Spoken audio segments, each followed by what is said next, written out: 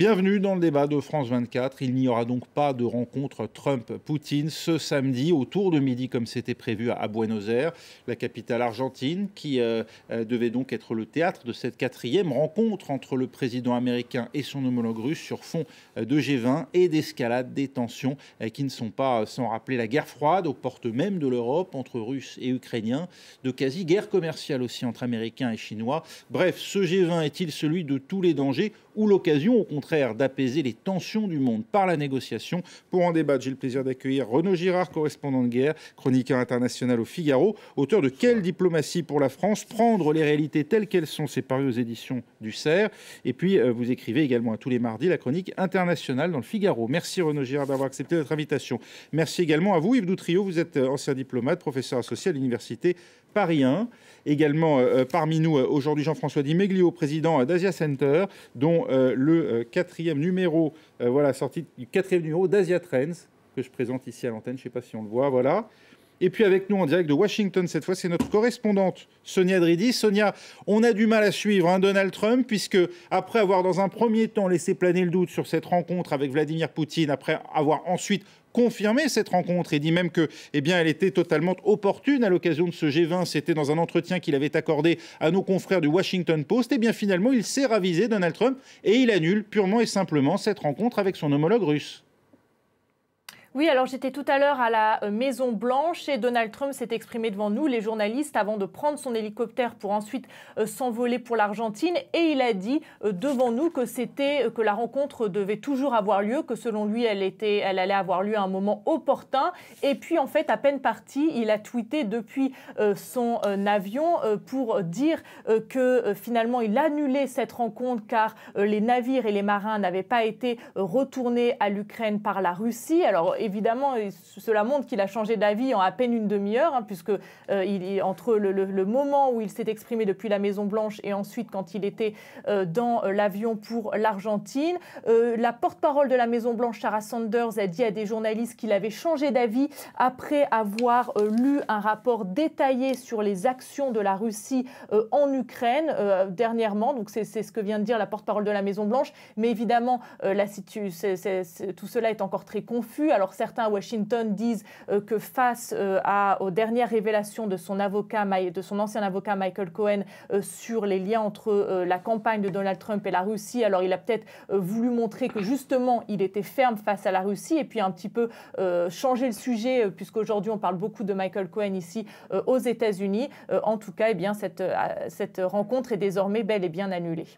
Eh oui, Yves Doutrio, suite à cet épisode, en tout cas l'arraisonnement des navires, Petro Poroshenko a décrété la loi martiale dans les régions d'Ukraine, notamment celles frontalières de la Russie, qu'il accuse de vouloir annexer purement et simplement son pays, au point même d'appeler l'OTAN à envoyer des navires en mer d'Azov. On est face à un risque de déflagration. Ça va très mal. Ça fait déjà maintenant 4 ans qu'il y a eu l'annexion de la Crimée, et puis le soutien apporté aux sécessionnistes dans le Donbass, donc à l'est de l'Ukraine. Alors vous savez que la France, comme l'Allemagne, sont engagés dans un processus pour essayer de trouver une solution avec la Russie et l'Ukraine. On peut toujours trouver des solutions, encore faut-il qu'il y ait la bonne volonté. On peut trouver un statut spécial, par exemple, pour l'Est de l'Ukraine, dans le cadre de l'unité territoriale, l'intégrité territoriale de ce pays. Mais là, malheureusement, ce processus dit de Minsk est en déshérence depuis 2-3 ans. Et il y a d'ailleurs régulièrement des morts encore à la ligne de contact entre les séparatistes et les forces ukrainiennes. Et là, le fait qu'on ait pris ces bateaux, c'est une aggravation de la tension. Renaud Girard, on ne sent pas en tout cas les puissances occidentales prêtes à réagir militairement, puisque c'est ce que demande Petro Poroshenko. L'Allemagne a gentiment rappelé à la raison le président ukrainien. Mais enfin, la Russie a tout de même déployé dans cette région une nouvelle unité de missiles solaires S-400. C'est le signe quand même qu'il y a une militarisation de cette zone ? Oui, tout à fait. La chancelière, d'ailleurs, Merkel a dit il n'y a pas de solution militaire à ce conflit. En fait, les Russes ont aidé les sécessionnistes. mais ils n'ont pas été jusqu'à annexer. C'est-à-dire qu'ils ont même renoncé à l'annexation du Donbass, qui leur était d'ailleurs réclamée par certains rebelles pro-russes de cette partie est de l'Ukraine. Faute de moyens pour administrer la région aussi, parce qu'il est question quand même aussi des questions financières. D'abord parce que c'est beaucoup moins intéressant. La Crimée, pour deux raisons. La Crimée, stratégiquement, est beaucoup plus intéressante parce qu'elle est vraiment sur la mer Noire, si vous voulez, elle permet le contrôle de la mer Noire. Et Sébastopol a toujours été un port russe, si vous voulez, un port militaire russe. Donc jusqu'à Nikita Khrouchtchev. Voilà, jusqu'à ce qu'on donne effectivement...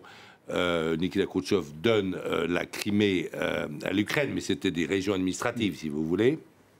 Et pour Poutine, il était crucial que Sébastopol ne tombât pas dans les mains de l'OTAN. Ça, c'était très important. Et en plus, c'était facile pour lui parce que l'entièreté de la population de Crimée, pratiquement, à part la minorité tatare, elle est pro-russe. Donc, elle a eu un référendum et cette annexation s'est faite sans verser le sang. En revanche, la région du Donbass, les choses sont plus mélangées. C'est-à-dire qu'en fait, vous avez beaucoup de gens qui n'étaient pas pro-Maïdan, pas pro-Occident, pas pro-Europe, mais qui se sentaient quand même ukrainiens. Donc le soutien était beaucoup moins important d'abord.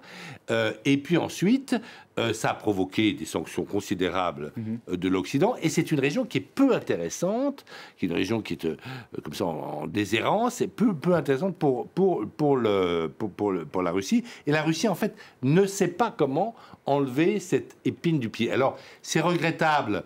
Pardonnez-moi, donc Petro Poroshenko a tort de prêter à la Russie l'intention d'annexer le Donbass, c'est-à-dire d'aller au-delà de la Crimée, finalement? Non, parce qu'il y serait déjà allé. Vous savez, il y a eu un moment où, pendant l'été 2014, il y a eu des militants pro-russes qui ont été sauvagement assassinés à Odessa. Il aurait pu prendre ce prétexte pour aller jusqu'à Odessa, c'est-à-dire toute la côte de la mer Noire, de l'Ukraine.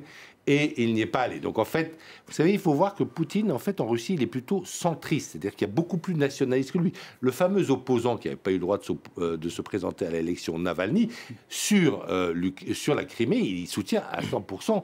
Il est même plus nationaliste encore que Poutine. Donc Poutine est quand même un type, un géopoliticien prudent. Alors, ce qui s'est passé avec ces bateaux, c'est que ces bateaux voulaient donc aller en mer d'Azov. Si vous passez en mer d'Azov, vous passez sur le détroit de Kertch, où les Russes ont construit un pont. Et comme les Russes ont invoqué le fait que des Ukrainiens ont dit qu'ils allaient dynamiter ce pont. Voici 3 bateaux ukrainiens qui se présentent à l'entrée de ce détroit pour passer sous le pont. Beaucoup ne peuvent plus passer sous le pont. Et les gardes-côtes russes ont demandé à les inspecter. Ils ont refusé cette inspection, estimant qu'elle était illégale, parce que de toute façon, eux, les Ukrainiens, ne reconnaissent pas l'annexion de la Crimée, et c'est là qu'ils ont été arraisonnés. Il ne faut pas non plus exagérer cet incident naval. Il n'y a pas eu de mort, le bateau n'a pas été coulé, mais c'est vrai que c'est une augmentation de tension, et les Ukrainiens aiment à rappeler ce conflit, que l'ONU se souvienne qu'il existe, ce conflit. Ils ne veulent pas d'un conflit qui soit gelé. Les Européens sont évidemment prudents, mais il est tout à fait effectivement regrettable que Trump, qui a toujours fait dominer ses relations internationales par son calendrier chez lui à Washington, il est tout à fait regrettable qu'il ne rencontre pas Poutine, parce qu'en fait, ces G20, ça sert à quoi? Ça sert à ce que les dirigeants se rencontrent et à ce que les tensions n'empirent pas. Et c'est très important, c'est l'utilité de ces sommets. Mais justement, alors est-ce qu'on sait ce Diadridis qui figurait dans ce rapport qu'a lu Donald Trump, qu'on sait assez peu friand des rapports, puisque dans les différents ouvrages qui lui sont consacrés, il est souvent écrit que lorsqu'on lui soumet un rapport écrit, en général, il quitte la pièce. Là, visiblement, il l'a lu. Qu'est-ce qui explique cette réaction? Il y a des détails particuliers qui sont à l'origine de ce refus, finalement, de rencontrer Vladimir Poutine? Non, très peu de détails. La porte-parole de la Maison-Blanche s'est exprimée très rapidement, juste pour répondre aux journalistes qui étaient assez confus devant la situation. Elle a dit qu'il venait de lire un rapport avec les derniers détails des actions de la Russie en Crimée et que donc, apparemment, cela l'aurait fait réagir et il aurait voulu réagir de façon plus ferme face à la Russie, mais très peu, pas plus de détails sur ce qu'il y avait sur ce rapport. En tout cas, on peut rappeler aussi que Donald Trump avait encore il y a peu critiqué Barack Obama en disant qu'il avait été trop faible face à la Russie lors de l'annexion de la Crimée par les Russes en 2014. Et finalement, Donald Trump, on le sait, se montre souvent plutôt faible face à Vladimir Poutine, sauf que dans son administration, il y a beaucoup de gens qui poussent pour que les États-Unis réagissent fermement face à la Russie. Donc il est aussi beaucoup de ses conseillers, notamment John Bolton, le conseiller à la sécurité nationale, eux préféraient que Donald Trump réagisse souvent de façon plus ferme face à Vladimir Poutine. D'ailleurs, il avait voulu organiser un autre sommet avec Vladimir Poutine ici à Washington. Il pensait le faire pour cet automne et son administration l'avait poussé finalement à ne pas faire cette deuxième rencontre officielle avec Vladimir Poutine. Donc là, on peut très bien imaginer aussi que face à la situation, notamment avec les derniers éléments qui ont été fournis par son ancien avocat Michael Cohen, eh bien qu'il y a aussi des gens dans son administration qui ont poussé pour qu'il n'y ait pas cette rencontre. Donald Trump n'a sûrement pas pris cette décision seul. Yves Doutry, il faut le préciser, c'est vrai, depuis son entrée à la Maison-Blanche, Donald Trump, en raison notamment de cette enquête qui pèse sur lui, est soupçonné de proximité excessive avec le Kremlin. Toujours est-il que dans cette affaire ukrainienne très précisément, il est allé au-delà de ce qu'a fait Barack Obama en acceptant de livrer des armes létales à l'armée ukrainienne. Oui, mais en même temps, d'un côté... le président Trump, pendant toute la campagne électorale, avait bien dit qu'il fallait parler avec Poutine, comme ça vient d'être dit, avait peut-être reproché à l'ancienne équipe de ne pas avoir établi des relations plus intimes avec la Russie. Alors, comme il y a ce dossier ukrainien, il ne fait pas preuve de plus disons, d'indulgence envers la Russie, non ? Oui, mais sa grande stratégie, c'est d'avoir une alliance. C'était d'avoir une alliance avec Poutine, y compris d'ailleurs pour traiter des questions au Moyen-Orient et ailleurs. C'était ça son projet. Alors sur l'Ukraine, on ne peut pas dire qu'il était très actif, en tout cas dans la première partie de son mandat. Mais aujourd'hui, ce qu'il faudrait, c'est faire baisser les tensions, revenir à la table de négociation. C'est assez. J'ai esquissé ce qu'il faudrait faire, en fait. C'est assez simple. C'est ce statut spécial. Et s'il y avait la bonne volonté de part et d'autre, il y a longtemps qu'on aurait pu régler l'affaire du Donbass et on n'en serait pas là. Le problème, c'est qu'en politique étrangère, Trump est comme un Gulliver empêché, parce qu'à chaque fois, il y a ces affaires qui ressortent. Et vous le voyez, là, c'est tout à fait clair. Il ne peut pas mener envers la Russie la politique de détente qu'il a intérêt à faire, qu'il a intérêt à mener. Il ne peut pas, en fait, mener... Oui. Il n'arrive pas à mener la politique qu'il souhaite en politique étrangère. Qui serait quoi? Qui serait une détente? C'est une détente. Une détente avec la Russie. C'est l'intérêt des États-Unis? Moi, je pense que, si vous voulez, les États-Unis ne peuvent pas combattre sur deux fronts. C'est le triangle stratégique cher à Kissinger. Déjà, ils ont une guerre commerciale avec la Chine. Donc, je pense qu'ils n'ont aucun intérêt à pousser la Russie dans les bras des Chinois. Mais ça, ils ne le comprennent pas. Et c'est une sorte de Gulliver empêché. Il ne peut pas faire de politique étrangère, alors que son prédécesseur, qui manœuvrait bien mieux et qui est arrivé finalement à toujours être suivi plus ou moins par son Congrès, parce que là, ce qu'on n'a pas dit, c'est que le Congrès s'oppose aux ouvertures. Même le Parti républicain. Même au sein du Parti républicain. Ils sont bipartisans contre la politique de Trump, la volonté de Trump de se réconcilier avec la Russie, comme on l'a vu au début de votre journal, où ils sont bipartisans au Sénat pour s'opposer à sa politique d'amitié à l'égard de l'Arabie Saoudite. Dont nous allons parler dans la deuxième partie. Donc ils sont vraiment... Il est empêché, Trump, alors que ce n'était pas le cas de son prédécesseur. Obama a pu prendre des grandes mesures de politique étrangère. Il a été suivi par l'administration et par les élites américaines et par le Congrès. L'exemple, évidemment, c'est l'accord nucléaire de 2015 avec l'Iran, que Trump s'est empressé de détruire. Ou la fin des sanctions sur Cuba. Sauf que le fameux reset avec la Russie, là, n'a pas du tout marché dans le cas de Barack Obama. C'est-à-dire le retour à de meilleures relations, disons, en effaçant ce qui s'était passé avant. Non, tout à fait, parce qu'il y a eu cette affaire d'Ukraine au cours de l'hiver, décembre 2013, janvier 2014. Alors, très sollicité aussi à l'occasion de ce G20, c'est donc le troisième homme de ce triangle stratégique, cher à Kissinger, c'est Xi Jinping, le dirigeant chinois, rencontrera, lui, et Donald Trump Trump et Vladimir Poutine séparément pour des tête-à-tête bilatéraux. L'objectif, bien sûr, de sa rencontre avec le président américain, c'est de tenter d'enrayer l'escalade des représailles douanières entre les deux pays qui menacent aujourd'hui la croissance mondiale.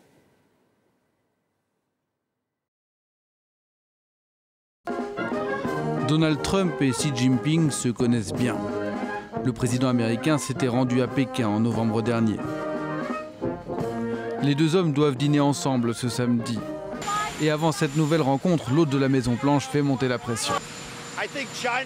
Je pense que la Chine veut un accord. Moi, j'y suis ouvert. Mais franchement, moi, j'aime l'accord que nous avons actuellement.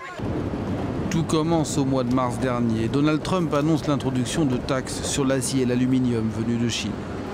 Depuis, le président américain a annoncé 3 autres séries de hausses de droits de douane en juillet, en août et en septembre. En tout, 250 milliards de dollars de produits chinois taxés à 10 ou 25%. À chaque fois, Pékin réplique et Donald Trump menace d'aller encore plus loin et de taxer l'ensemble des produits chinois.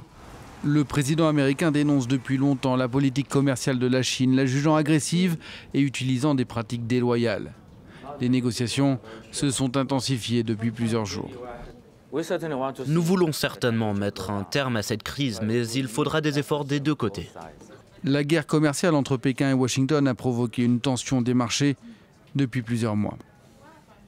Jean-François Di Meglio, en début de semaine, Donald Trump a réitéré ses menaces de relever de 10 à 25% les barrières douanières déjà imposées sur 200 milliards de dollars de produits chinois importés. Il a dit qu'il serait prêt, faute d'accord, à taxer la totalité des marchandises chinoises exportées vers le sol américain. Vous y croyez, vous, à cette menace ? Déjà, c'est une menace qui est asymétrique, puisque, par définition, quoi qu'il arrive, il a une marge de manœuvre plus grande que son interlocuteur. Parce qu'il est importateur net. Puisqu'il a un déficit. Alors même s'il ne fait pas la totalité des importations chinoises vers les États-Unis, il a une capacité de frapper plus fort de toute façon.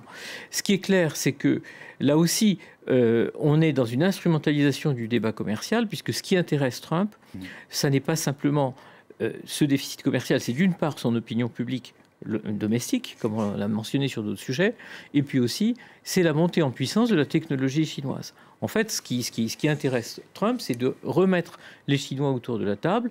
Bien sûr, le déficit commercial, c'est un excellent argument parce que c'est quelque chose qui frappe tout de suite l'opinion américaine, mais c'est aussi une question qui nous frappe, nous aussi, Européens. On est finalement très contents que Trump, dont on a dit le plus grand mal lorsqu'il a été élu en Europe, soulève un débat et arrive à dire à la Chine des choses que les Européens auraient bien aimé formuler, mais qu'ils formulent de façon brutale. Mais on peut s'engouffrer, nous aussi, dans la brèche, nous, Européens, ou est-ce qu'il joue perso, si vous me passez l'expression Donald Trump dans ce dossier Parce que les concessions qu'il obtiendrait pour les États-Unis, elles ne valent pas pour l'Europe. Non, il a frappé sur tout le monde, comme vous vous souvenez. Il a frappé sur tout le monde en disant les Japonais sont méchants, les Européens sont méchants, et de toute façon, tous ces gens-là nous veulent du mal, et donc on va leur imposer des taxes en tout genre. Néanmoins, objectivement, il sert quand même les intérêts des Européens qui n'osaient pas encore dire à la Chine il faut quand même qu'on se remette autour de la table sur le sujet commercial. Là, en revanche, où les intérêts des Européens sont asymétriques par rapport à ceux des États-Unis, c'est que sur tous les sujets de guerre technologique, c'est bien là qu'il y a un affrontement et en l'occurrence, l'Europe, aussi avancée qu'elle soit, n'est pas dans la même cour. On parle vraiment du plan chinois 2025, d'acquérir un certain nombre de technologies, y compris des technologies duales, qui sont aux mains des États-Unis aujourd'hui et qui sont refusées aux Chinois du fait de l'embargo en particulier, mais aussi du fait de la nécessité d'importer des technologies américaines. Et c'est bien de ça qu'on parle aussi quand on parle de l'importation de technologies américaines vers la Chine. On va en reparler dans un instant. Fin de la première partie de ce débat. Retrouvez-nous dans un peu plus de 2 minutes pour la suite de ce débat. Le G20 débute demain en Argentine et on le sait d'ores et déjà, il n'y aura pas de rencontre entre Donald Trump et Vladimir Poutine. Le président américain a annulé sa rencontre prévue en milieu de journée ce samedi. Pour en débattre, toujours à mes côtés, Renaud Girard, correspondant de guerre et chroniqueur international au Figaro, également avec nous, Yves Doutrillo, professeur associé à l'Université Paris 1, Jean-François Di Meglio, président d'Asia Center, et puis toujours avec nous en duplex de Washington, Sonia Dridi, la correspondante de France 24. Sonia, cette question des relations commerciales avec la Chine, est-ce qu'elle inquiète? Est-ce qu'on en parle beaucoup aux États-Unis? Oui, enfin, on en parle et surtout à Washington. Il y a encore quelques jours, on a vu le représentant au commerce, Larry Kudlow, de Donald Trump, qui est venu en salle de briefing, où il y a les points presse quotidiens, pour dire qu'il y avait une possibilité, qu'il y a un accord avec la Chine pendant ce G20, mais Donald Trump lui aussi a répété encore qu'il était possible qu'il y ait un accord. En même temps, il loue les mesures protectionnistes qu'il a mis en place. Et puis, comme vous l'avez dit tout à l'heure, eh bien, c'est aussi avant tout un moyen de satisfaire son électorat en répétant régulièrement qu'il dénonce les mesures agressives, la politique agressive industrielle de la Chine. Donc c'est un sujet évidemment, mais on sent eh bien que Donald Trump agit avant tout pour son électorat ici aux États-Unis, et donc il se dit ouvert à un accord, mais il pourrait renforcer ces mesures protectionnistes s'il sent que la Chine ne fait pas de pas vers les États-Unis. Renaud Girard, ça crée une situation dangereuse ou au contraire il a raison, Donald Trump, bien d'aller à l'affrontement, au rapport de force en tout cas avec la Chine, plus du moins que ne l'avaient fait ses prédécesseurs. On se souvient de ces rencontres régulières au niveau des ministres à l'époque, des secrétaires au Trésor. Là vraiment, il a pris le taureau par les cornes. Il arrive que Donald Trump ait raison et qu'il ose exprimer une vérité que les autres avaient cachée. C'était au sommet de Davos en janvier 2018. Il a dit « Messieurs les Chinois, maintenant, vous arrêtez de voler la propriété intellectuelle. Vous arrêtez de nous voler la technologie parce que moi, je ne l'admets plus. » C'était le seul. Obama l'avait jamais dit, les Européens l'avaient jamais dit. Il l'avait pensé, bien sûr. Il y avait tous les Européens regrettaient les intimidations, les chantages exercés, n'est-ce pas, par tous les dirigeants chinois sur les entreprises européennes qui venaient s'installer, investir sur le sol chinois. Mais personne ne l'avait dit. Par ailleurs, il s'adresse aussi à une deuxième chose, qui est ce déficit gigantesque dont a parlé Jean-François Dibiglio. C'est-à-dire qu'il faut quand même voir que les États-Unis exportent 130 milliards de biens en Chine, mais les Chinois exportent 507 milliards, plus de 500 milliards de biens aux États-Unis, et que il faut quand même retrouver un certain sens de l'équilibre. De manière forcément déloyale, Renaud Girard, liée à une sous-évaluation du yuan, comme le dit depuis des années Washington. Il y a trois choses, il y a plusieurs choses. Il y a un dumping social, un dumping environnemental, et puis un dumping commercial, c'est-à-dire en fait personne ne comprend comment marche le secteur bancaire chinois, donc en fait des prêts qui peuvent être tout à fait à perte, alors qu'évidemment aux États-Unis on ne peut pas emprunter, les banques doivent faire des bénéfices. Et puis la dernière chose qu'ose critiquer à raison Donald Trump, c'est qu'en fait les Chinois sont venus dans l'OMC. Je crois que c'était l'année 2001 l'entrée. Et en fait, il devait respecter l'esprit de l'OMC, de l'Organisation mondiale du commerce, c'est-à-dire du libre-échange. Eh bien, en fait, ils ne l'ont pas du tout respecté. Si vous voulez ouvrir demain une compagnie d'assurance ou une banque en Chine, je vous dis bonne chance. Et donc, en fait, le premier qui a dit ça suffit, c'est quand même Donald Trump. Ce qu'il faut espérer maintenant, c'est que les Européens pourront s'engouffrer dans cette brèche pour avoir une position commune, mais on sait qu'entre les Européens, il y a parfois des intérêts commerciaux divergents au regard de la Chine. On prend l'exemple classique des cellules photovoltaïques pour l'énergie solaire. Eh bien, les filières européennes ont été complètement massacrées sous l'effet de ce que vient de dire Renaud Girard, le dumping.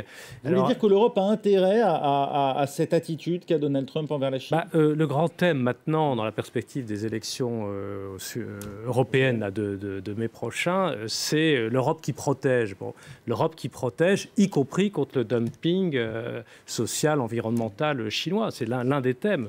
C'est pas seulement l'Europe qui doit protéger par rapport à tout ce qui se passe dans l'Ukraine, Moyen-Orient, mais aussi le dumping social chinois, évidemment. Alors l'Europe n'a pas les mêmes armes et elle n'a pas les mêmes enjeux aussi.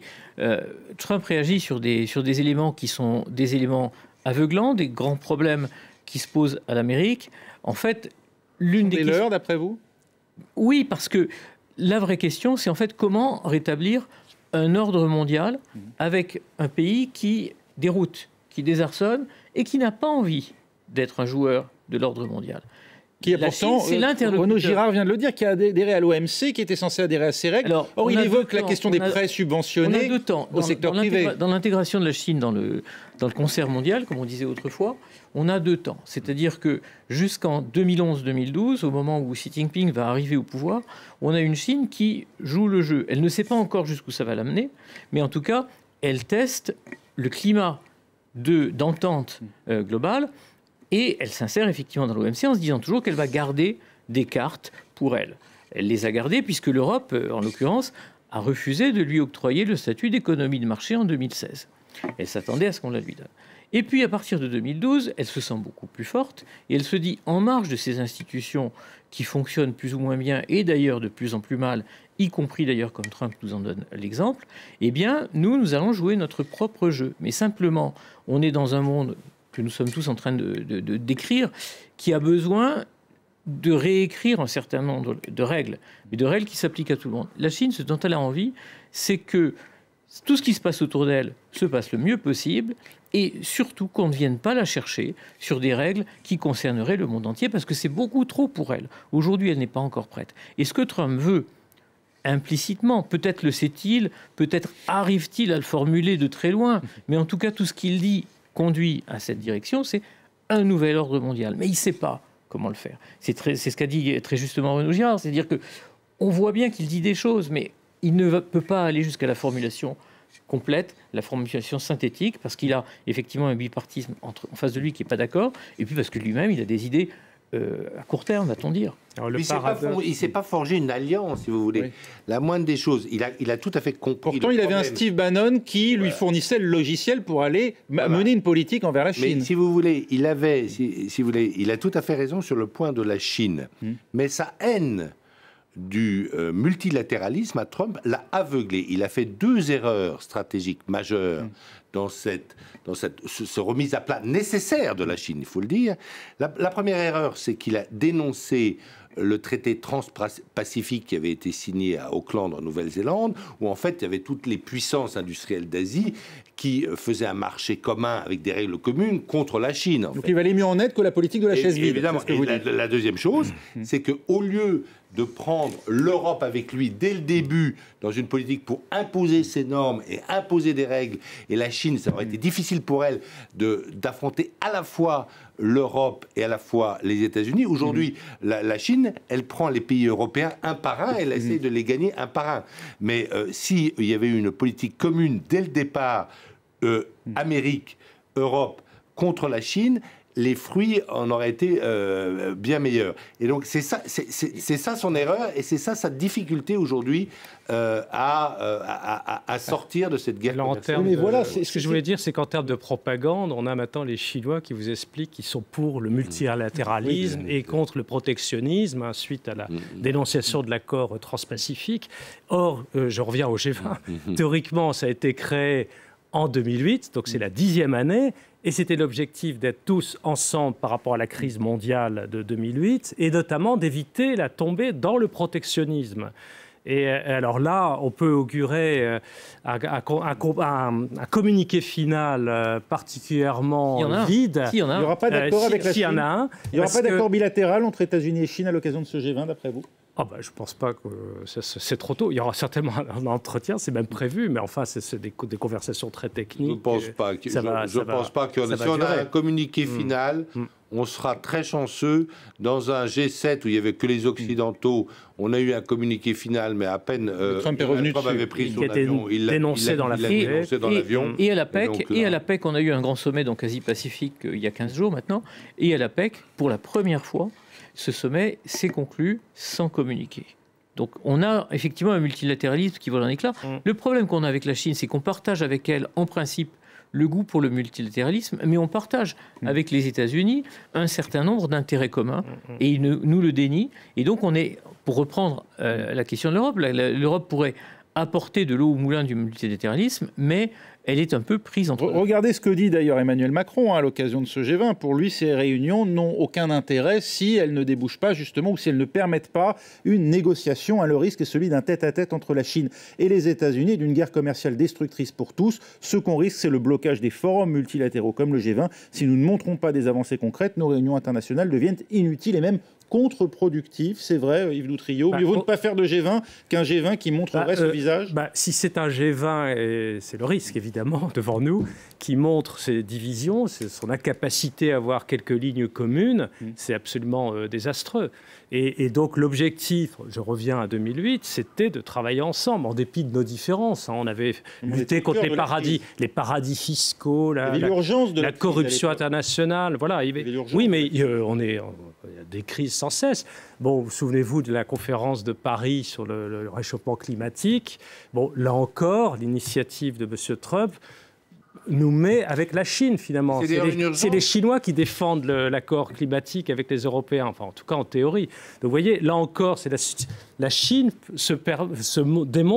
veut démontrer qu'elle est multilatéraliste. Est-ce que le problème, Yves Doutrillo, ce n'est pas aussi, on évoquait multilatéralisme, et le fait que Donald Trump n'ait pas associé les Européens dans sa démarche, dans son rapport de force avec la Chine, est-ce que ce n'est pas aussi parce que Donald Trump considère les Européens comme des adversaires au plan commercial? Il le dit de manière de plus en plus forte ces derniers jours, notamment sur le secteur automobile, de l'acier et de l'aluminium. Il l'a écrit, et parmi les ennemis, il y a la Chine, la Russie et aussi l'Union européenne.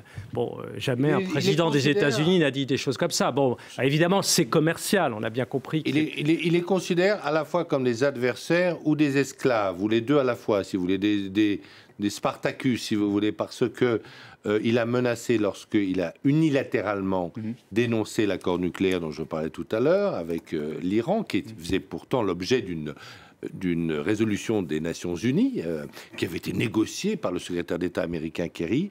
John, l'ambassadeur des États-Unis en Allemagne, a menacé les industriels allemands, leur a dit vous retirez immédiatement, leur a donné une injonction de se retirer immédiatement de Téhéran.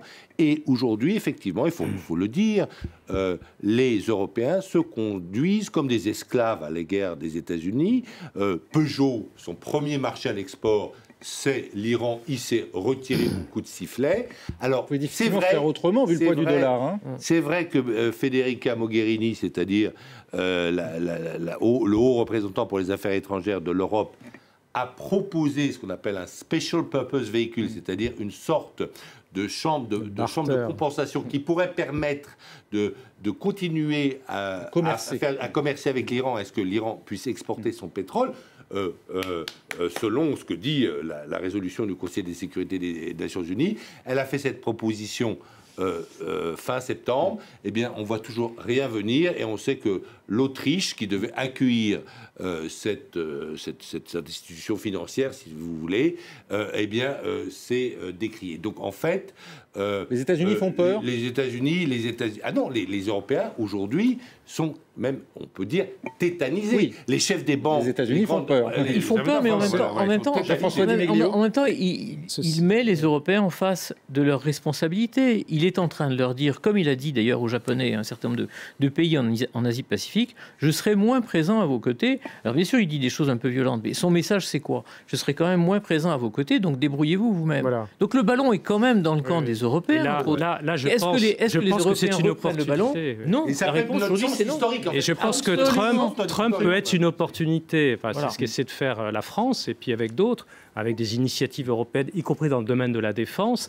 Et aucun des pays européens n'a renoncé à l'accord avec l'Iran, ni d'ailleurs la Chine et la Russie. Donc cet accord, on va essayer de le faire vivre, mais dans d'autres conditions qu'a évoqué Renaud Girard. Reste un acteur d'ordinaire plutôt mineur, il faut le dire, dans le cadre d'une réunion comme celle du G20, c'est plutôt à l'OPEP qu'on a l'habitude de l'entendre, c'est l'Arabie Saoudite, mais cette fois, évidemment, tous les yeux sont rivés sur le prince héritier Mohammed Ben Salman, et pour cause, l'Arabie est engagée dans une guerre fort peu populaire, notamment auprès de l'opinion publique arabe, celle qui se joue actuellement au Yémen. Et puis, il y a également le cas de ce journaliste saoudien assassiné, voilà un peu plus d'un mois maintenant, depuis son entrée au consulat saoudien d'Istanbul.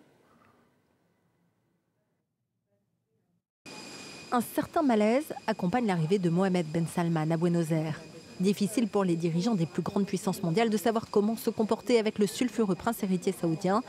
est d'éviter de mentionner la plainte de Human Rights Watch auprès d'un procureur fédéral argentin. L'ONG y évoque la possible complicité de MBS dans des actes de torture sur des citoyens saoudiens et notamment le meurtre du journaliste Jamal Khashoggi, mais aussi sa responsabilité en tant que ministre de la Défense dans des attaques contre des civils au Yémen. La coalition dirigée par l'Arabie saoudite a mené de nombreuses attaques indiscriminées, disproportionnées contre des civils et des cibles civiles au Yémen, visant des maisons, écoles, hôpitaux, marchés et mosquées. Nombre de ces attaques, si elles ont été menées avec une intention criminelle, indiquent de possibles crimes de guerre. La Constitution argentine reconnaît le principe de compétence universelle en matière de crimes de guerre et de torture. Et l'ONG espère qu'une enquête pourrait être initiée en Argentine, mais Buenos Aires en doute. Nous ne pensons pas que la plainte de Human Rights Watch devant la Cour soit couronnée de succès. Mohamed Ben Salman sera protégé par l'immunité diplomatique. Il voyage aussi sous un statut officiel en tant que représentant d'un chef d'État étranger. Reste à voir comment les 19 autres dirigeants mondiaux invités se comporteront en sa présence. Vladimir Poutine a annoncé qu'il aborderait la question du meurtre de Jamal Khashoggi avec le prince, alors que Donald Trump, sous pression croissante aux États-Unis sur ce dossier pour prendre ses distances avec MBS, a indiqué qu'il n'aurait pas le temps de rencontrer son allié. J'ai toujours été très clair sur le cas de l'Arabie saoudite. Et j'aurai l'occasion, immanquablement, en marge de ce G20, de l'évoquer avec le prince héritier. Il y a d'abord l'affaire Khashoggi, qui est grave, sur laquelle je souhaite que toute la vérité soit faite. Il y a ensuite la situation que nous connaissons au Yémen, où je souhaite, comme je l'ai évoqué avec le prince héritier des Émirats arabes unis il y a quelques jours lorsqu'il est venu à Paris, qu'une issue politique puisse être trouvée dans les meilleurs délais à la situation sur place. Voilà, alors en tout cas, on ne sait pas si la plainte déposée par Human Rights Watch aboutira, on en doute.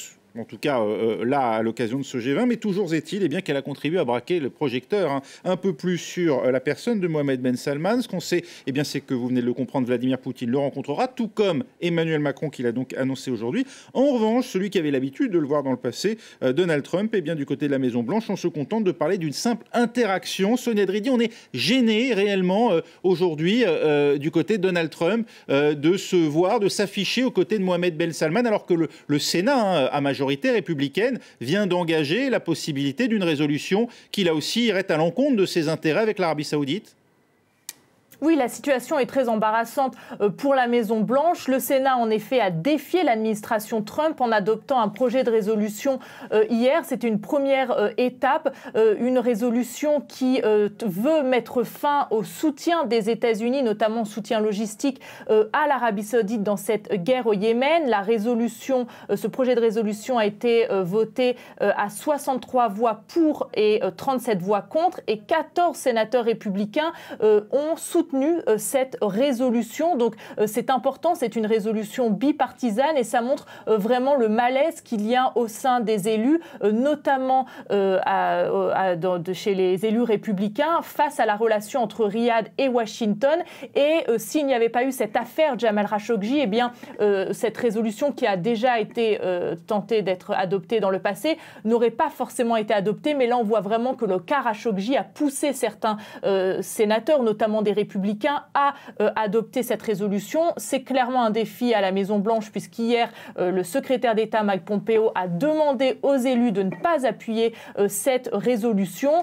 On le sait, Donald Trump, lui, depuis le début de l'affaire, évite soigneusement de pointer la responsabilité du meurtre de Khashoggi sur le prince héritier Mohamed Ben Salman, alors que, selon le Washington Post, la CIA a conclu que MBS, le prince héritier saoudien, avait ordonné le meurtre du journaliste, mais Donald Trump, lui, reste comme toujours très vague en disant que peut-être que le prince y était impliqué dans ce meurtre, peut-être pas, et il a assuré plusieurs fois que cette affaire, de toute manière, n'allait pas entraver les relations économiques entre Riyad et Washington. Encore une fois, il s'adresse à sa base en disant que la vente d'armes des États-Unis américaines aux Saoudiens représente des centaines de milliers d'emplois, alors que selon le journal Le Guardian, cela représente seulement 20 000 emplois par an. En tout cas, Donald Trump ne compte pas finalement cesser les liens économiques avec l'Arabie Saoudite, mais évidemment, vu la fronde ici aux États-Unis, eh bien, il ne va tout de même pas rencontrer officiellement le prince héritier saoudien. Renaud Girard, la relation entre les États-Unis et l'Arabie Saoudite est menacée aujourd'hui. Oui, ce sont d'ailleurs pas que des relations économiques, il y a des relations stratégiques. Il y a un pacte, n'est-ce pas, qui s'appelle le pacte du Quincy, qui avait été lié entre Roosevelt et Ibn Saoud en 1945, en février 1945, quand Roosevelt revenait de Yalta, en Crimée, du partage de l'Europe qu'il avait fait. Il avait fait ce pacte stratégique pétrole contre protection américaine de l'Arabie Saoudite, et ce pacte du Quincy a été renouvelé pour 60 ans en 2005 par George W. Bush.